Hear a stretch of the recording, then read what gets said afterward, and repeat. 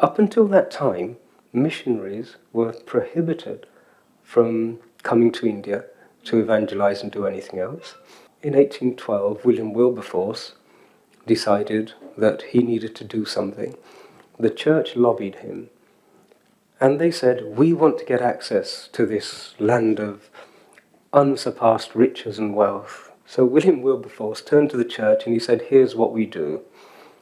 Preach from every church pulpit that Her Majesty's subjects in all of these remote places like India are suffering atrocities because of the Hindu religion.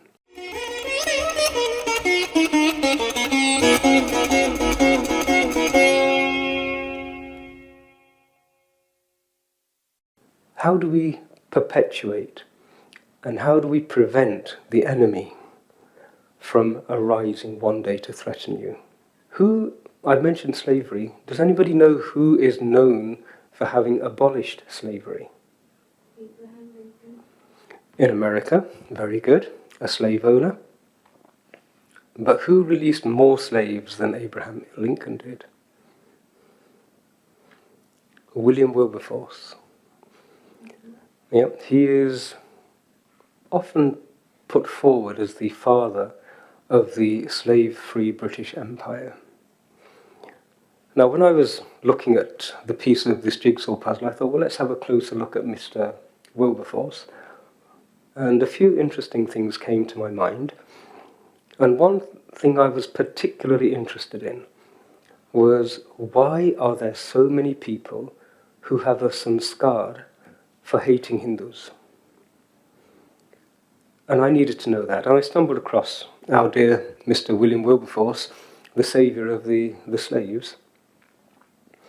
In 1834, a piece of legislation was passed which basically banned slavery throughout the whole of the British Empire. Excuse me. It banned slavery throughout the whole of the British Empire.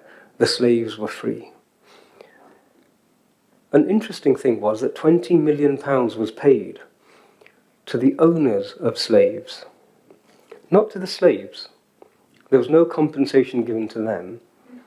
But it struck me as a bit odd that, you have suddenly become so humanitarian that you want to liberate all your fellow mankind. But guys, here's £20 million for you for the loss that you've incurred of us liberating those. It didn't quite sort of fit. There was something else going on there. And then I dug a little bit deeper, and I came across a very interesting fact that in 1813, the British East India Company, its charter was due for renewal. Up until that time, missionaries were prohibited from coming to India to evangelize and do anything else. The East India Company knew that if these people started to come and tinker around with the way in which the fabric of India was, it might harm their capacity to exploit and to extract resources. So they resisted it, said, no, no, no. In 1812, William Wilberforce decided that he needed to do something. The church lobbied him, and they said, we want to get access to this land of unsurpassed riches and wealth. And so they scratched their heads, had a conference, and decided that they needed to lobby Parliament and get Parliament to pass it. The East India Company controlled Parliament. Parliament refused. So William Wilberforce turned to the church and he said, here's what we do. Preach from every church pulpit that Her Majesty's subjects in all of these remote places like India are suffering atrocities because of the Hindu religion. They have caste, which is terrible. A person is born and imprisoned in their station of life and cannot escape it. They have sati, they burn their women on funeral pyres alive. He created a list of all of these tropes, and then it was preached from literally every church up and down the country for the best part of a year. He managed to get 452,000 signatures on petitions by good English Christians demanding that the church be allowed to go to India to save all of these poor subjects of the British Empire. There were 900 petitions presented to Parliament in that year. Never in history had Parliament seen so much lobbying as happened.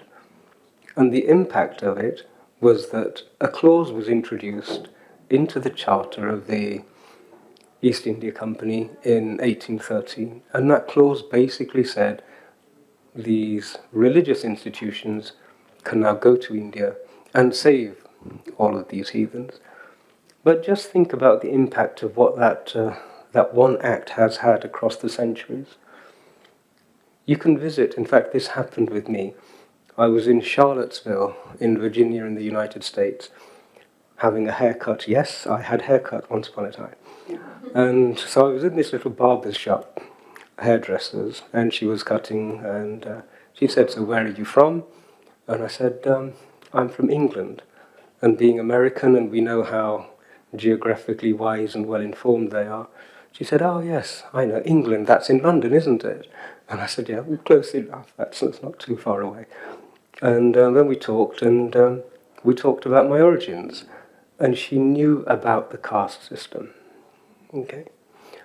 So that hatred which was seeded in order for the church to get access to India was seeded across the globe. And we are now seeing people who have got that sanskar, and that sanskar is being harvested to raise anti-Hindu sentiment. Kam and arth. So hatred is something that can be seeded in the same way as all of the Dharmic sanskars are seeded. On the streets of Leicester, this manifested. And it manifested in the following fashion. What happened was that in 2 streets in one part of Leicester, there was a Ganesh Chaturthi celebration going on. And they were celebrating it with gusto in the streets. You know how the Maharashtrians, they have this big thing about Ganesh Chaturthi, and the community have a similar sort of approach. So they were celebrating it on the streets. In neighbouring streets there were mosques, and in one of the mosques it was expressed that this noise was causing a problem for the local community. The following evening a van pulled up outside of a house, a Hindu home, where they were celebrating Ganesh Chaturthi in a tent. 5 young men jumped out of the van and started to throw eggs and other projectiles towards the murti and towards the tent. They didn't know that inside were 20 or 30 young Hindu boys who were also engaged in bhajan kirtan, and they came rushing out, saw what was going on. The vehicle which brought these young men fled the scene. 4 of the young men managed to run away, but they caught one of the 5th, and young men being young men, in a moment of passion and religious fervour, beat him up, and the poor guy went to hospital. So that was the catalyst. But what then happened was a proliferation of fake news, which was all anti-Hindu. And I think now, a month later, everybody has had opportunity to scrutinise the reality of what happened and what didn't happen. There was a message which was tweeted which said that some Hindu boys had tried to kidnap a Muslim girl. Didn't happen. Complete falsehood. And yet, it fans the flames of aggression and hatred. And there were other elements which were equally false. 4 or 5 specific tropes were publicised. And that's fine, the police intervened. But where the hatred came in was that immediately the publicity which had been created was transformed into anti-Hindu statements. The BBC arrived on the scene, Channel 4 News arrived on the scene, the Guardian newspaper published an article, and the tropes were all beginning to be resurrected. Out of nowhere, the assertion was put forward that this was RSS, BJP, Hindutva fascists organised attacks on the streets of Leicester. And I say the hatred was harvested because nobody in the establishment chose to scrutinise those statements. They accepted them at face value. Because as we know, Hindus are these crazy sort of fascists and Modi's a racist and all of that stuff. Nobody scrutinised it. The BBC has a very strict charter which says that reporting must be balanced, biased, unbiased evidence, etc. It went straight out of the water. It was not even apparent and visible that a charter like that existed. And so we suddenly saw that penultimate stage prior to an exodus, and that was the state abandoning its responsibility to protect its citizens, but also the elements, the arms of the state, press and so on, actively acting against the interests of its own citizens without evidence. And that's what hate as statecraft does. The first, as I said, started with William Wilberforce, telling the world that Hindus are terrible people, and just so the church could gain access to India. And that proliferation still has its seeds. And it manifests in a number of peculiar ways. We saw this with the caste legislation, that the tropes were presented in the House of Lords by Lord Harries. They weren't scrutinised. The House of Lords immediately accepted his dramatic performance and passed the legislation. It went down to the House of Commons. It bounced back and forth between the two chambers. But it was also passed in the lower chamber. And it was passed because everybody knows that there's something odd about these crazy Hindus. And that's the manner in which hate can then be harvested for a particular agenda. Hate as statecraft. And the British, in their own words, Lord Elphinstone, he wrote that divide and rule served the Roman Empire, and there's no reason why divide and rule shouldn't serve the British. And I don't need to go into that because we know that divide and rule was a part of their statecraft. And the fundamental principle of divide and rule is seeding hatred. The Rwanda Toolkit is a graphic example that it's still being done even in this day and age. And I am fearful for the Punjab that I was born in because I see the Rwanda Toolkit being literally deployed in front of our very eyes by people who leverage hate as a part of identity politics. Conflict smokescreen. We know that the British left in 1947, allegedly. But from what I have just shown to you, there are civilizations, as they're called, or societies and empires, which have derived a great deal of anand from Kam and Arth. And India was the fattened cow which sustained more Kam and Arth than pretty much anywhere else in the British Empire, the jewel in the crown. And I've also suggested that it's possible to enslave a population hopelessly if they think that they are free. None are so hopelessly enslaved as those who falsely believe themselves to be free. So if you scrutinise what happened in 1947, we have a departing power which has become addicted to £45 trillion worth of assets and a lifestyle that they've become addicted to, a position of prominence on the globe, and yet in a moment of magnanimity they gave us independence. The story didn't quite sort of stack up. But what did stack up was that a conflict was created using hatred and identity politics, the impact of which is still being felt today, and I call that a conflict smokescreen. You know, we are still struggling with the consequences of the creation of the Garrison state of Pakistan, and for those who've not come across the idea of a Garrison state, it's you create a nation purely and solely to support your garrison there. So the population think they're in a democracy, but their taxes go towards supporting a military garrison, and the military garrison is actually tasked with a different set of priorities. Looking after the population is the least of those priorities. And if, as an incidental, if you accept the definition of a garrison state as I've just given it to you, Britain is a garrison state. It is not a democracy. It's the most masterful fabrication of a model of governance concealed first behind democratic processes, and then behind it we have a theocracy, and then behind it we even have a monarchy. So the British population are forever trying to juggle and unravel what the hell is going on. But they didn't vote to go into Iraq. They haven't voted to go into Ukraine. They didn't vote to go into Afghanistan. And these are massive, massive movements of capital and resources. And so Britain is the original garrison state. And that was the state which suddenly decided to up and leave Bharat in 1947. Assuming that they had mastered the mechanisms of enslaving people without people even suspecting that they had been enslaved, it's worth reflecting upon Bharat's journey for the last 60, 70 years and to determine whether that is actually true. Are we still enslaved? And if we are, then in what manner are we enslaved and who is deriving benefit from it?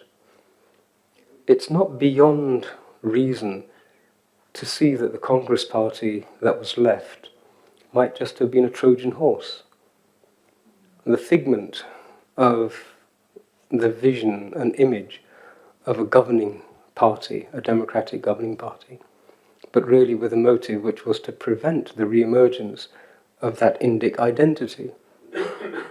Remember also that in the European populations, the vast majority of the populations did not know what was done, supposedly on their behalf, by their leaders.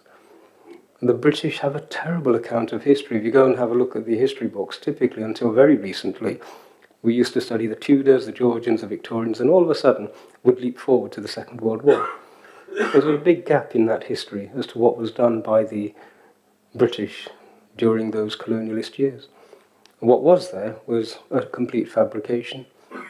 So the populations of Belgium, of Holland, and of Britain and the other colonial powers, by and large, have no idea what was done. They didn't benefit from it. In fact, I was looking for the benefits to the British population of colonialism, and they're few and far between. There was one notable change in legislation where children who were working in the workhouse had originally been required to work 10 hours a day. Now it was 8 hours a day because of the benefits of colonial wealth coming in. So they didn't know. So what we have is a group of pirates, by Tattva, who left this nation in the hands and the custody of a judiciary that they had created, of a legislative body that they had created, of a set of statutes that they had created. And each and every one of those, if you look at the tattva of what they are, even the constitution, it conforms to the definition of a Chakravyu. Some of us may remember that Abhimanyu was the casualty of a Chakravyu, where he was lured into something, could break his way in, but it was created to lure him in and destroy him. And we were the inheritors of a nation Chakravyu. The whole nation itself was left in a manner that the Indic identity would be lured in, and like Abhimanyu, innocent, would be desecrated and killed time and time again. The constitution is a Chakravyu. How long have we been tussling with this notion of a secular socialist aspect that's in there? It's a Chakravyu. The judiciary administers and executes legislation which is clearly biased against the Indic identity. No other institution, no other identity has institutions, religious institutions, which fund the state and then fund other religious identities which are declaredly toxic to the indigenous identity. It's a Chakravyu. Pakistan was created as a Chakravyu, a killing field in which Hindus and non-Muslims are to this day being executed. The identity is being slaughtered on a daily basis. It's a Chakravyu. And whilst all this is going on, assets, resources were still being siphoned out of this country. The Second World War is a great example. Garman Earth said to us, if you support us in the Second World War, we will settle the bill for war debt and we will give you freedom and independence. Dharma and Moksha said, great, this is a good deal. We will be happy with this. And of course, when the war concluded, Garman Earth, looking after the bottom line, said no. Nehruji went to the Bretton Woods conference and came back empty-handed. And to this day, the war debt has not yet been settled. The 20 million that was paid to the slave owners when William Wilberforce freed the slaves was settled in 2015. So since 1844 to 2015, the British population were actually paying off the debt that was paid the owners of slaves. Gaam and Arth, again, in action. There is a Punjabi kahawat about a leech, and that the nature of a leech is such that even if you attach a leech to the udder of a cow, it cannot get benefit from the milk because it's only after the blood. And there is a reasonable hypothesis which says that the manner in which the British have operated over the last few years is that of a leech. First they were attached as a leech to here, then they were attached as a leech to the Europeans, and now we're hearing them talk about, let's resurrect the Commonwealth.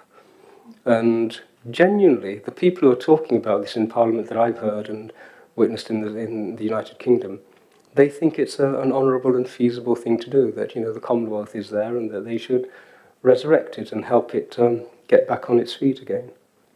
The economics of Gaam and Arth. I'm drawing my analysis together now. I've talked about all these various bits and pieces. How do we understand what has happened in the West? We know what happened in Bharat for thousands of years, a sustained, continuous civilization, evolving bodies of knowledge to a depth and to a degree of precision and understanding that has yet to be rivaled. But what about the economics and the management of the Western economies? Remember what I said about Naam and Roop, name and form? So we have capitalism, socialism, Marxism, communism, all these isms, which are actually just Naam and Roop, because ultimately the tattva of governance is what I said about Pran Shakti. An individual contributes a certain productive element. How much of it does that individual get? What benefit does that individual get? And if you have a look at the sliding scale, at one end of the scale the individual gets all of the fruits of his labour and toil, and at the other end he gets barely enough to survive.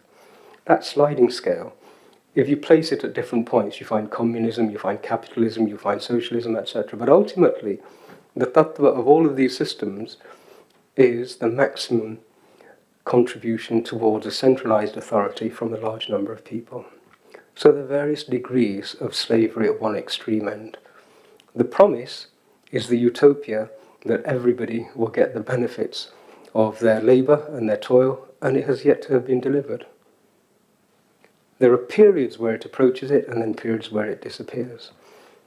So I wanted to understand if there is, using our Purushartha model, is it possible for us to understand the deeper drivers of the economics of the Gaam Earth space? And I would suggest it is. And the best model of economics which describes the way in which the European economies have worked, I found in the plantation, the economy of a plantation. If you look at the structure whereby the slave owners in the deep south in America ran their plantations, with slaves at the bottom, you have slave masters and slave makers and breakers, and then you had house slaves who were co-opted to do the master's bidding, and you had the slave owners at the top, etc. If we can use Goethe's little technique of creating slaves who don't even know that they're slaves, and then put them into the framework of a plantation, would that fit the model of the European economic experience? I'll leave it to yourselves to consider. But there is some validity in what I said about Wilberforce paying the slave owners £20 million. Because it wasn't from the coffers of the rich that money went. It went from the taxes of the population. In my plantation analogy, what we would say is America was a plantation, and suddenly the London-based owners of the slaves lost their assets in that plantation. So all they did was to get a bunch of slaves in the United Kingdom plantation to make good their losses. And it took the best part of 200 years to pay off that debt. As I said, only 2015 that the British taxpayers made good that debt. So where is the morality in that sort of setup? Doesn't it give a really big sort of pointer to my proposal that not only did they run the economics of plantations on a basis, they ran nations as plantations. The occupation of the United Kingdom by the United Kingdom of Bharat was actually on the basis of a plantation. And they created house slaves, the Gangadins and Sepoys, as our Dr. Zaraji Malhotraji has named them. They created waves and layers and levels, multiple levels, OBEs, MBEs, house slaves, whose job it was to keep the rest of the slaves in order and to give aspiration that one day you can sit at the master's table. They ran whole nations on that basis. When you think about what happened in the Opium Wars, this was a plantation. They shifted the crops from what was necessary to feed the slaves to grow opium. They shifted the agricultural crops to grow indigo, because that was capital when it came back to London. So the whole country was run as a plantation. So look at the earth now and have a look at how many plantations have been run in this manner. The interesting question is, what do you do when the slaves get a bit uppity? In the deep south, Georgia and places like that, culling the herd was not unheard of.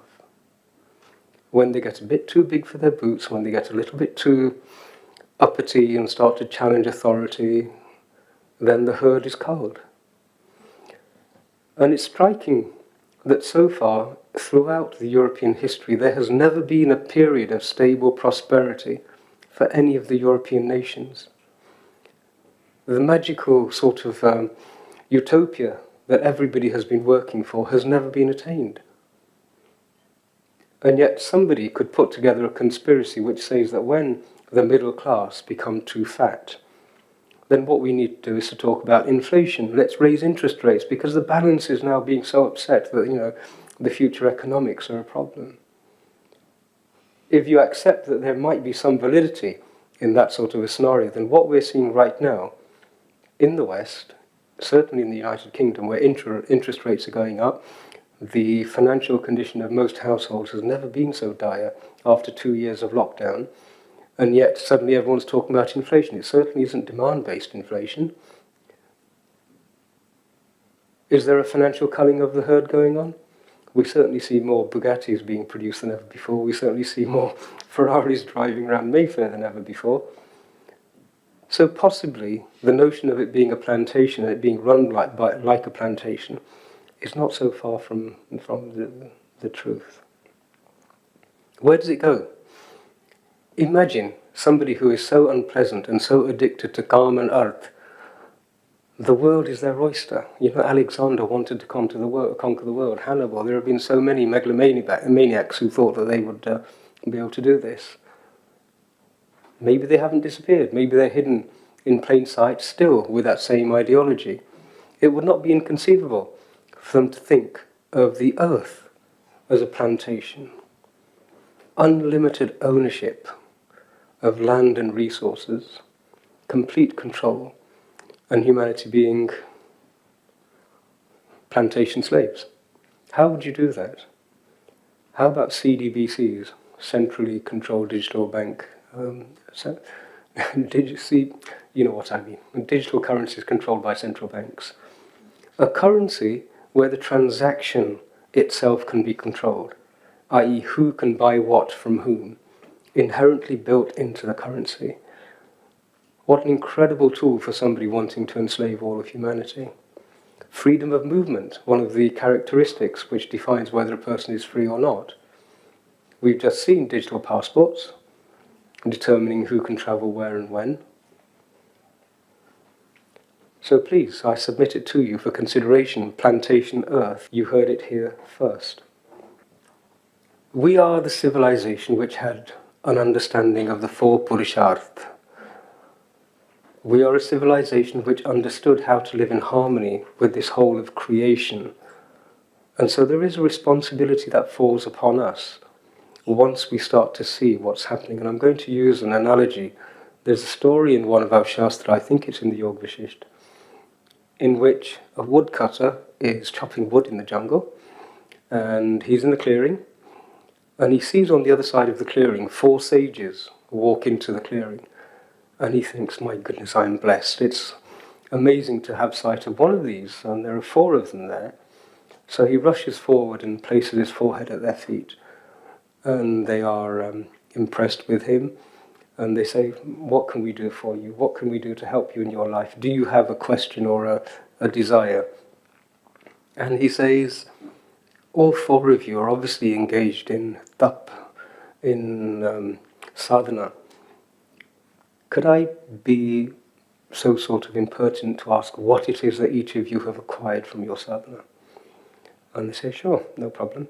The first steps forward and he says, I have a mantra which I have mastered to such a degree that if I pick up a bone and chant the mantra, the whole of the skeleton manifests.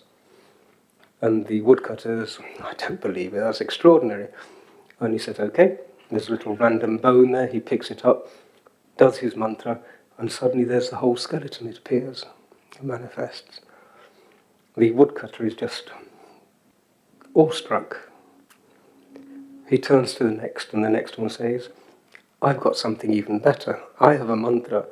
Like given a skeleton, I can clothe it in flesh. I can recreate the whole body that animal was.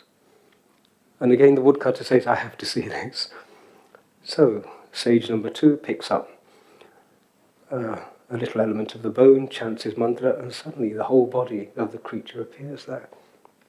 He turns to sage number 3, and the 4th sage steps forward and says, you know, we've not got a particularly good view of what's going on here. There's a branch there, the sunlight's coming in. Would it be okay if you and I just go and sit on the branch and watch from there? And the other sages say, yeah, sure. And the woodcutter goes, okay, Jo Agya Gurudev.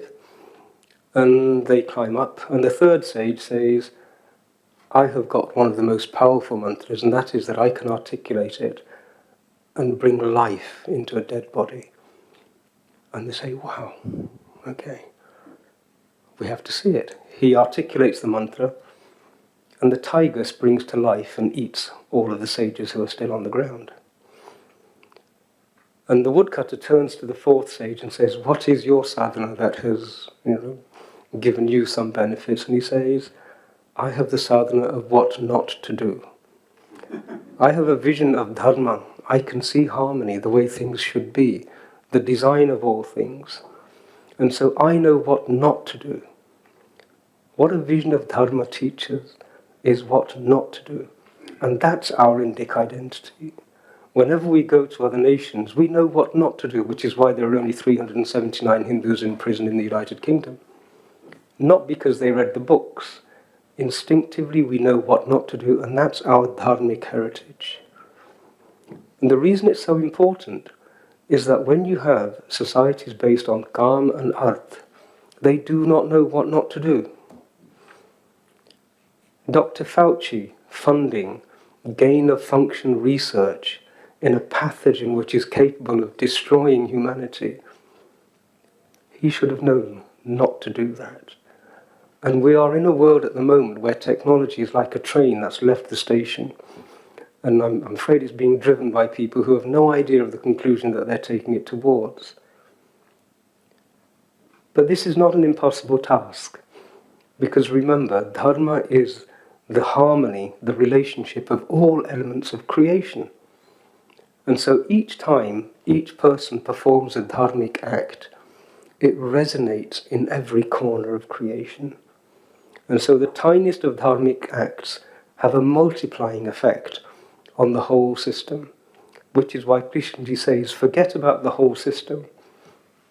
You're never going to work out how it all works. But you've had a glimpse, you know it works, all you have to do is follow your dharmic instinct. After 18 chapters, Krishnji has had all of his confusion removed, and so he knows what... he's given Arjun everything that Arjun needs, but Arjun even then says, what do I do? And his command to him, his instruction is, Yata ichasi tata kuru. Do what comes to you naturally. And this is what we as a Dharmic and Indic identity have always done. We have never known the adharmic space.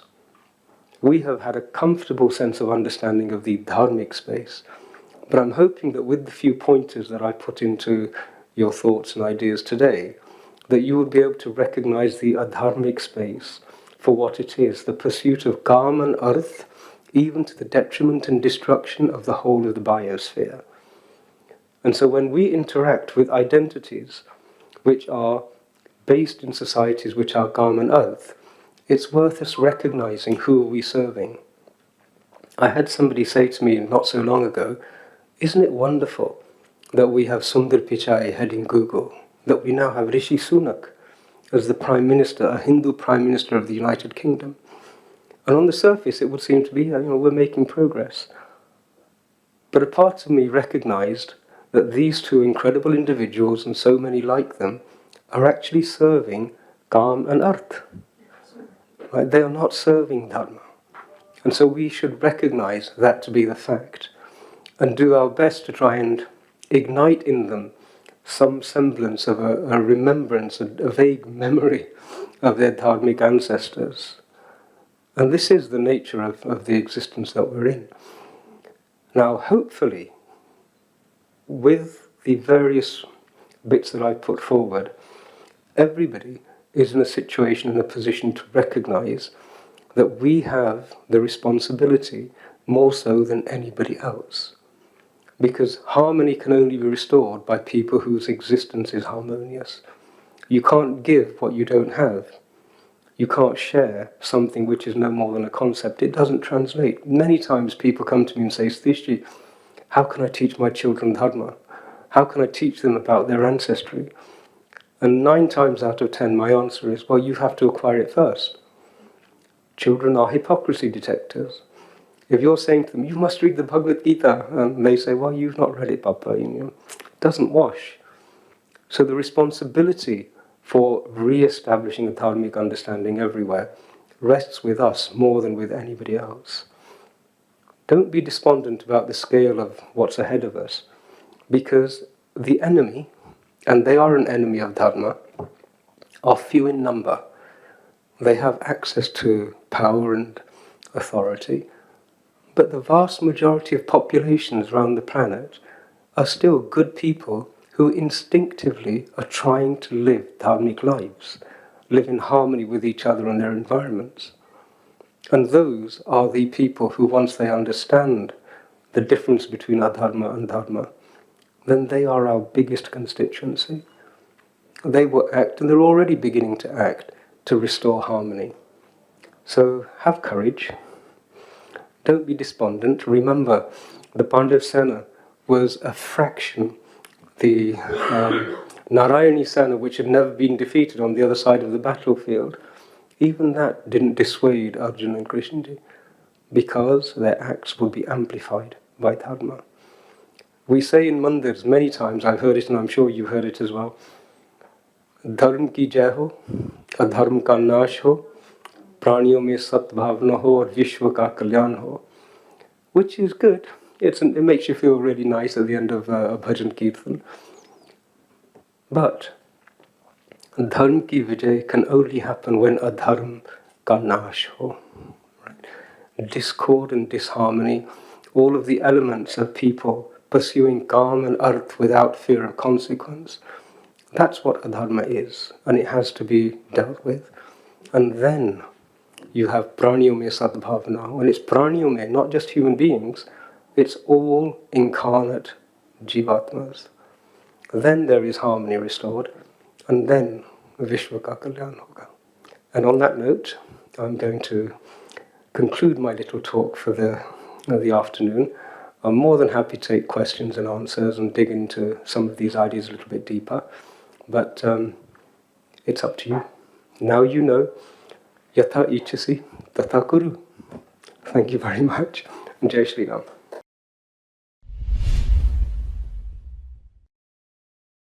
How do we distinguish between what is moral and immoral? Based on our experiences, we have cultivated our own definitions of moral and immoral.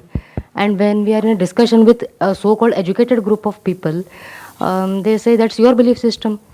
I say it is written so. So what? This so what has become a very arrogant way of arguing. It may be moral for you, not for me. So what? Hota kya hai? How does it? So how should we handle this? I am facing a lot of such situations. That's a brilliant question. And I encounter it regularly. Two things. One, I have learned that understanding can only be shared amongst friends. A prerequisite of a conversation is adhikar.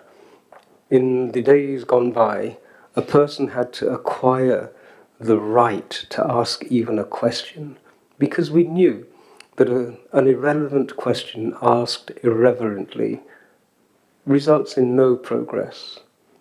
So the first thing that you're facing is to establish a rapport or an understanding with the people asking that question, which is friendly. Even in the Bhagavad Gita, Krishna Ji says, I'm sharing with you this secret knowledge because you are my friend. So we have an understanding that a conversation to do with knowledge, firstly, requires there to be some degree of friendship, otherwise it's relatively futile.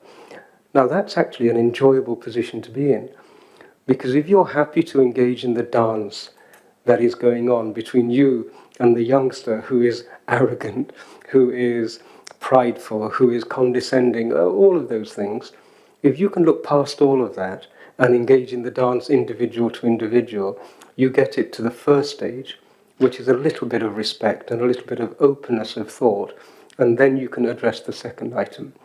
The second item was, how do we define and detect morality and immorality? So I often do a question and answer exercise with students where I ask them whether they know what is good and what is bad. And in our teachings, in our Sanatana teachings, we can very easily prove that there is no such thing as good and there is no such thing as bad, because the timeline determines what each of those elements is. So something that is good today can have a detrimental impact tomorrow. And the story that I use, again, it's from one of our Shastras, is the story of a farming family where you have destitute farmers, and one day a horse wanders into their farm. And the young son thinks, this is amazing, we've got a horse, rushes to his mother and father and his elderly grandfather and says, look, a horse is here, we can now dig up that piece of land with all those rocks, and we can plant it, and then there will be seeds and bigger crops and so on. This is wonderful. And the grandfather says, well, it might be good, might be bad. Because a few weeks later, the son goes riding on the horse, tumbles over, the horse falls on his leg, and his leg is fractured. So he can't work anymore, and suddenly it's bad. A few weeks later, there is a band of young men marching down the lane, carrying tools and weapons, and they come rushing in saying the neighbouring king has declared war, we're all going to fight, we need your young man. And the father says, well, hold on a minute, he's actually fractured his leg, he can't walk. And so they say, okay, we'll leave him. So all of a sudden it's good. So good and bad is not something which is intrinsically part of the way in which we look at things. Is it dharmic? Is it adharmic? Is a valid way in which you can navigate existence and decision making. One of the things they recognized was that we're in a creation of infinite variables and infinite relationships. And show me the person who can map the scheme which would result in somebody like myself being born in a mud hut in Punjab, literally with a cow and a goat as companions, unlike another illustrious predecessor. And from there, I would have a life of visiting many nations, doing all sorts of things, and ending up here, talking to you. There is no serial, predictable path or decision-making flow which would say, this is possible. And yet it happens. So we abandoned the search for serial, logical planning because we recognized infinite variables, infinite relationships, total unpredictability. We recognize that if you don't have all of the variables and you don't have all of the relationships, a decision which says yes and a decision which says no are equally invalid because you don't know. So we said, right, abandon that mind game, look for the dharmic principles which lead towards harmony. So be guided by a deeper guidance and use your thinking processes to execute the choices which come from an intuition-based understanding. And that's how we navigate morality and immorality. If it causes suffering to another being, Dharma says that it'll come back to you.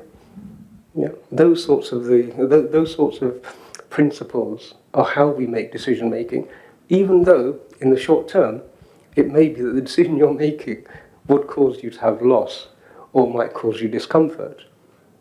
The principles have determined, and experiment yourselves as to whether they work or not. And I often say to children, go ahead. You're a divine being. You will learn. And you have the freedom to learn. But this is what we have understood.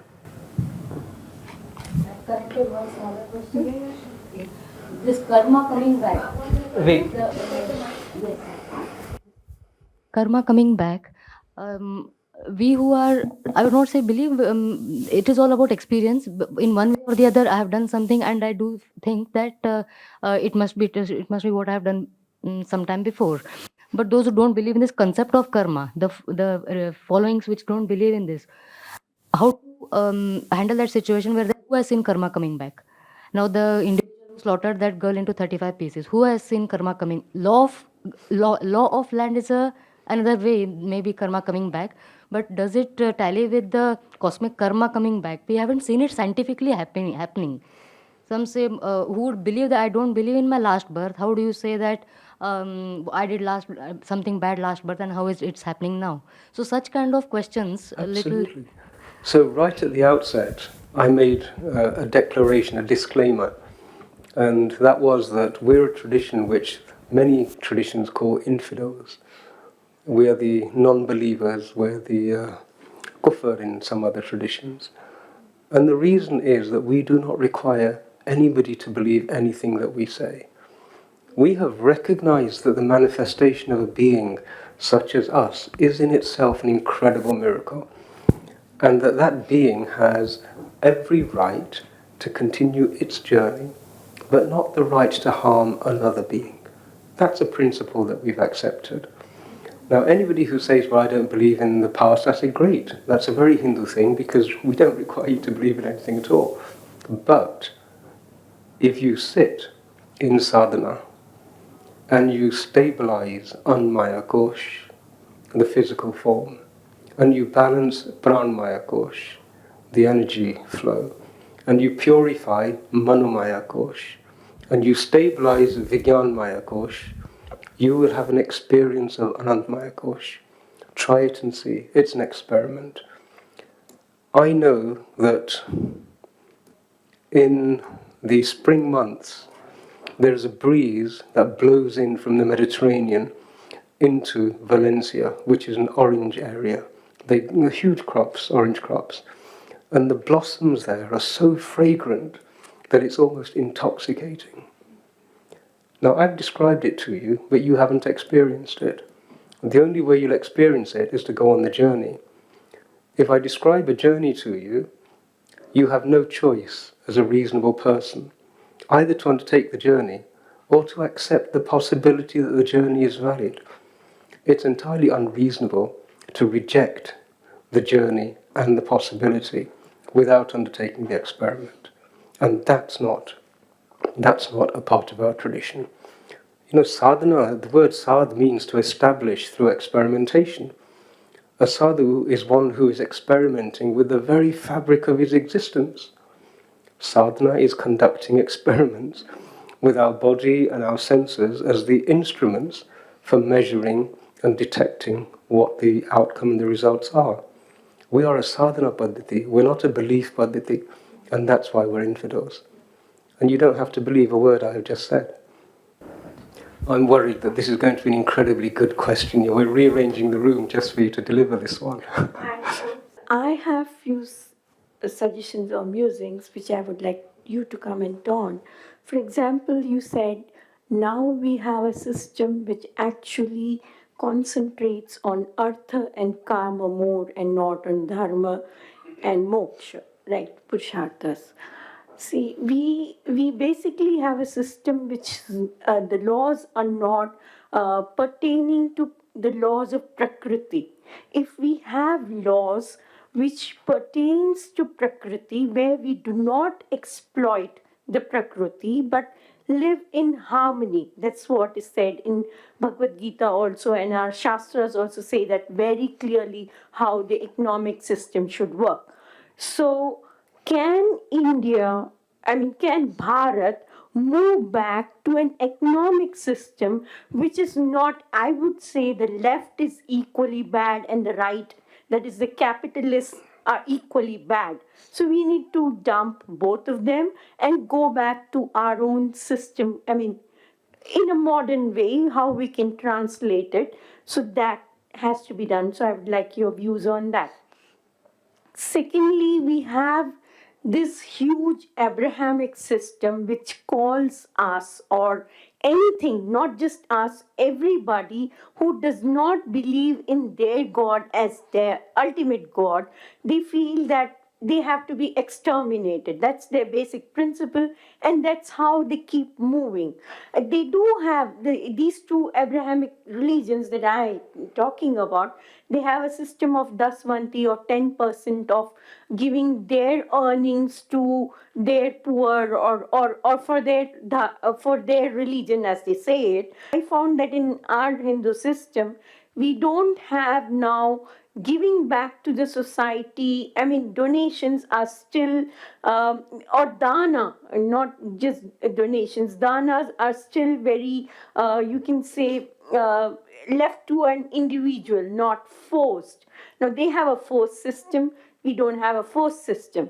But how far I feel now these days, even when our industrialists give dana, they rather give it to those Christian missionaries and those educational institutions like, say, Oxford and such places, which actually produce venom against Hinduism. So, how do we correct all that? Thank you. I hope the question is all right. All within a few moments. You want me to fix all of that? Okay? Firstly, the Gita starts. Absolutely. A warrior is defined not by victory, but the scale of the battle he is willing to engage in. Okay, calm down, right? And so, do remember that the Mahabharata, the Ramayana, the Gita, they're conversations on a battlefield. And the first instruction is not to be depressed. Arjun starts in a state of Vishad. The Maharamayana is articulated when Ramchandraji is in a state of deep and dark despair. So it's not uncommon, the situation that we all face. Been there, done it before, came out okay the other end. So the first thing is to recognize that the scale of the work that needs to be done is actually not down to each one of us to do within our own lifetime. We do our little bit on this battlefield, and it's a global battlefield now. So put despair and dejection to one side. They're a mind game, like any of the other mind games. Step one. When that happens, energy starts to flow into each of us as a being. The amount of energy that's consumed by undisciplined mentation needs to be dealt with. In the Gita, there is a shloka where Arjun says that this mind is hard to bring under control. And Krishnaji also says, you can't even sit still for a moment without performing karma. Right? Both of those are references to random mentation. And they consume our energy and they cloud our capacity to see opportunities and what's real. So the first step is to get ready for the battlefield. When you're ready for the battlefield, you will also find that those who you have termed as being potentially our enemies, they have certain mechanisms running in them which are our friends.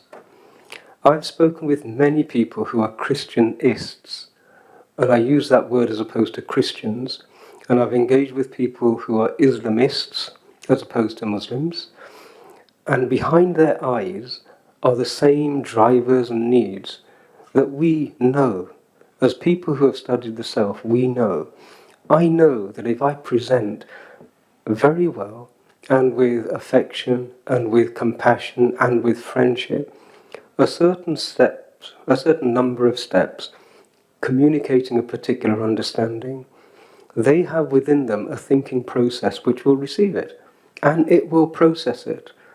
I've not yet come across an average person who cannot think. No matter what, if I say to you, don't visualize a white elephant, right? You can't not do it. I gave you those words and bang, that little friend behind your eyes did what I wanted it to do. But we have to be able to become so skillful and so antagonistic that we can engage in these conversations as friends. Because when we do that, suddenly you find that the person in front of you starts to heal. The mechanisms inside of them, the broken heart, the compromised intellect, suddenly start to repair themselves. In the same way that a wound on your hand will replenish itself, repair itself, and even put the little lines back in place how they're supposed to be, there are mechanisms that will do that to a heart and to an intellect. We have those mechanisms. It's not for nothing that the West has been embracing yoga abhyas.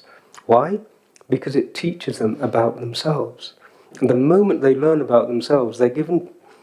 There are so many female yoga instructors who just love the freedom they're getting from the understanding that they have an equal share of divinity within them, that the divine feminine has equality with the divine masculine, that they can exist without feeling any guilt. It's an explosion of energy that happens inside of a person once those small knots are released. That's really what we have to do. And I said at the beginning that our constituency is huge. We have vast numbers of populations who have been told a complete lie. They've been told that they are sinners at birth, and there's no evidence for it. It's a fabrication. Yeah, we say, okay, believe it if you want to. Maybe you might want to try not believing it. Check it out for yourself. Right?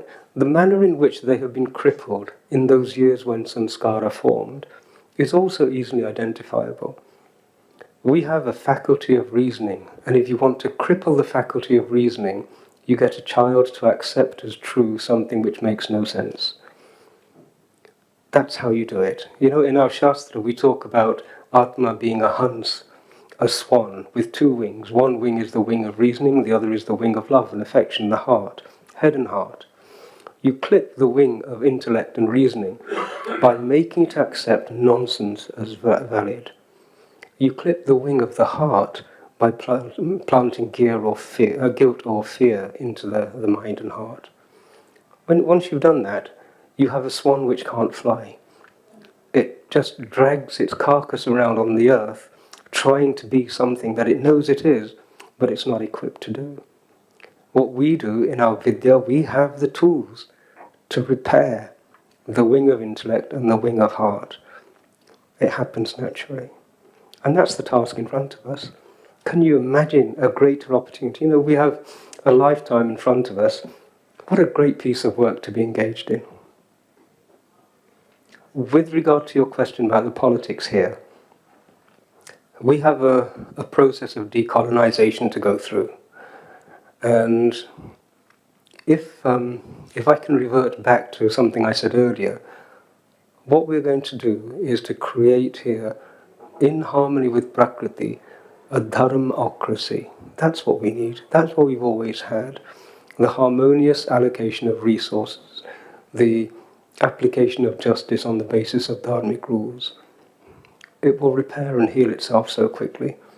And it'll be a figment of imagination. The only thing we need to do is to secure the borders for long enough, intellectual, emotional and physical, for long enough for us to dust ourselves down, repair our traumatized psyche and ancestral personality and identity, and the rest of it will come together. And it will come together so fast, I don't think people realize. We have been given tools to repair in a decade the harm that's been done over centuries.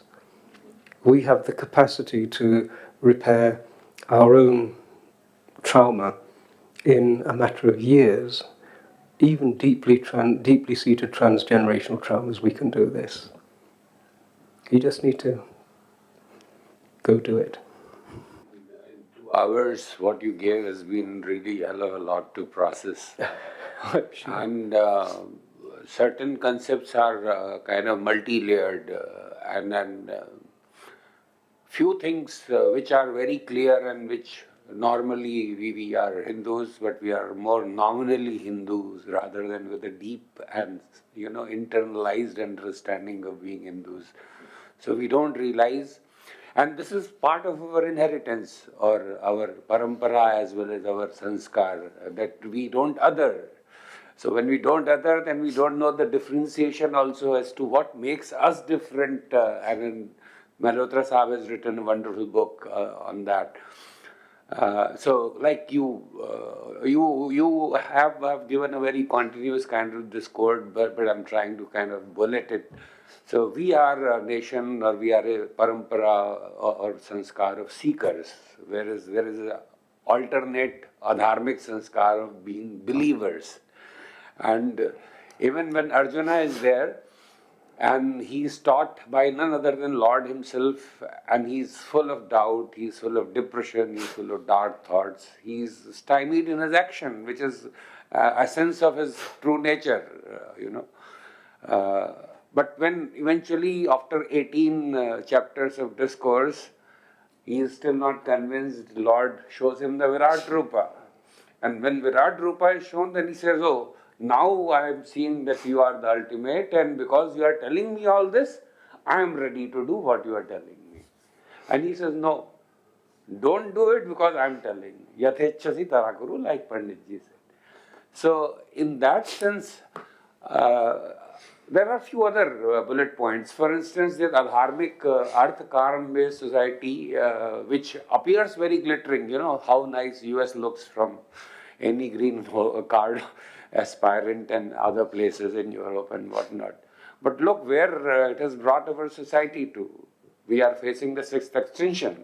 I'm sorry, is there a question in our future? No. Yeah, absolutely. The question essentially is that is more to kind of reach that essence of what you told, which is that unless you make it dharma based, unless your all other three purusharths are being driven by the basic purusharth of dharma, you will never achieve it. Communism is a failure. Even capitalism is a failure in the sense that unless they are having a grand conspiracy that, okay, only advanced nations will survive and global south will be wiped off by global warming, and then we will again... yeah, sorry. So, I'm just waiting for a question mark somewhere. Yeah, so, I agree entirely with what you've said. So essentially what I'm saying is that these bullet points need to come out very clearly, and I mean, you only hinted it. I am saying it very overtly that there could be a grand conspiracy of plantation earth. Obviously, banks are a mean of controlling, like religion was discovered by Constantine. British discovered the institution of IMF and World Bank and all other monetary systems. The way dollar is the world currency. These are.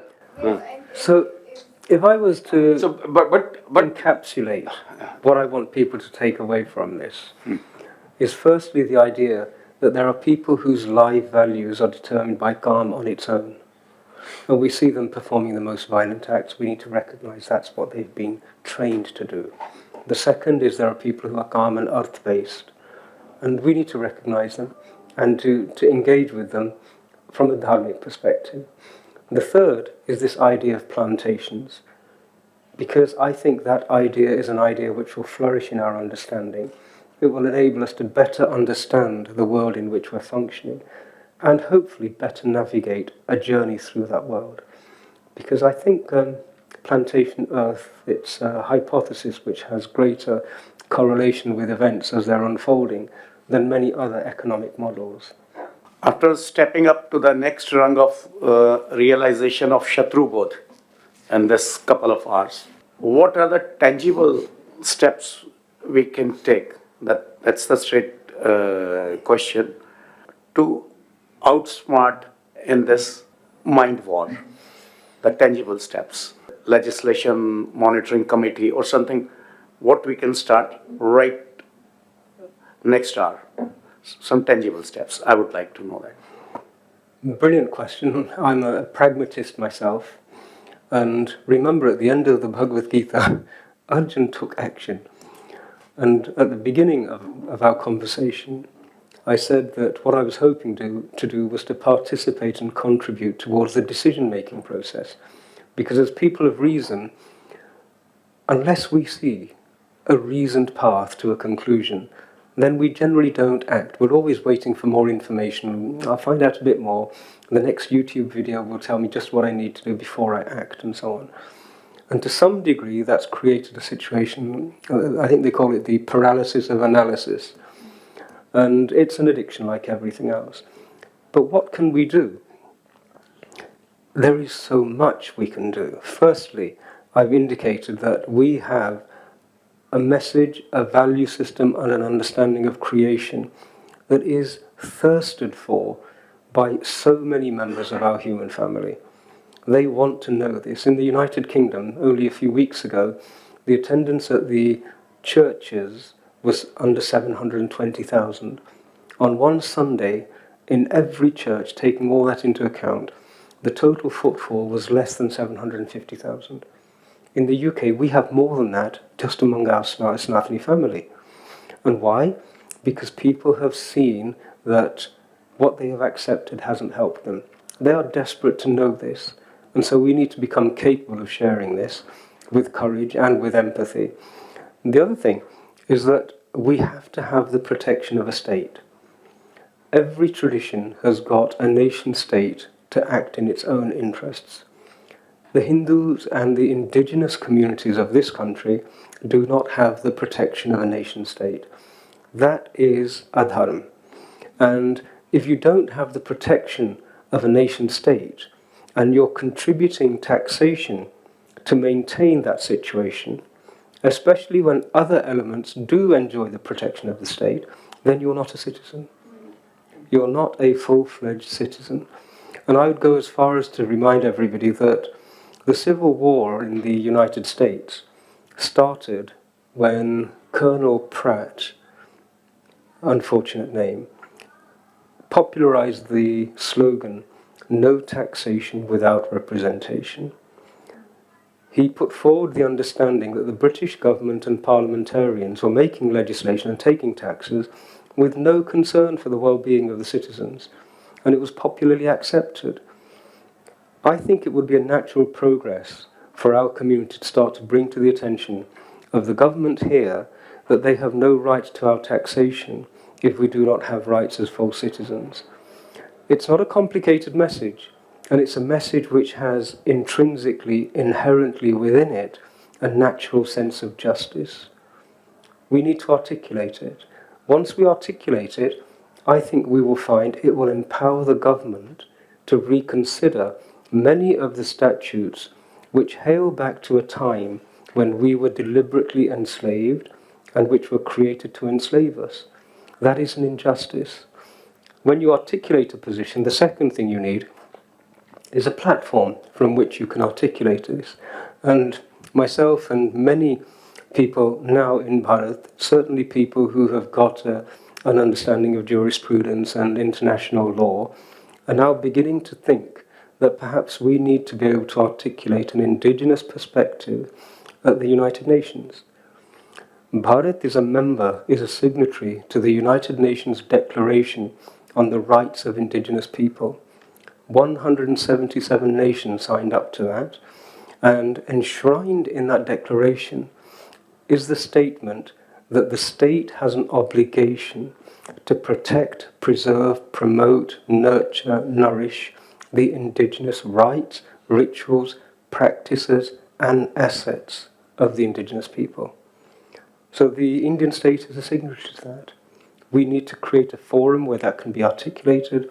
We need to create the vocabulary where it can be expressed. Dharm Sankat. We need to create a Dharm Sankat. The more and more Dharm Sankats we can create, the sooner we will see answers to those Dharm Sankats coming. Thank you. I think we have snacks now. Ji, thank And we can't put it in. Huh? with Rishi Sunak now becoming the Prime Minister, are Hindus in UK safer? Ram se Ram ka naam bada. The fact that we have a Hindu as a Prime Minister is a much more seismic event than actually the actions that this Hindu is going to undertake. I think he's on a journey. We will support him on his journey to become more attuned to his Dharmic heritage. I think we have some work to do there. We do run the risk of him being a servant of Kam and Arth because the United Kingdom is deeply, deeply entrenched in that philosophy. But there is work to be done. We're looking forward to doing it. In conclusion, thank you everybody for coming. I would just like to bring to everyone's attention that I'm on Twitter, I think is the way that youngsters say these days. I'm on Twitter as the British Hindu. That's my handle. And I would be delighted to hear and connect with anybody with any more questions or any suggestions. If there's anyone who knows or can contribute ideas and resources to putting the Dharmic perspective onto the floor of the United Nations, please do feel free to get in touch. We will embrace you with warmth. Okay? Thanks for coming to the talk this afternoon. Jai Shri Ram, Jai Hind.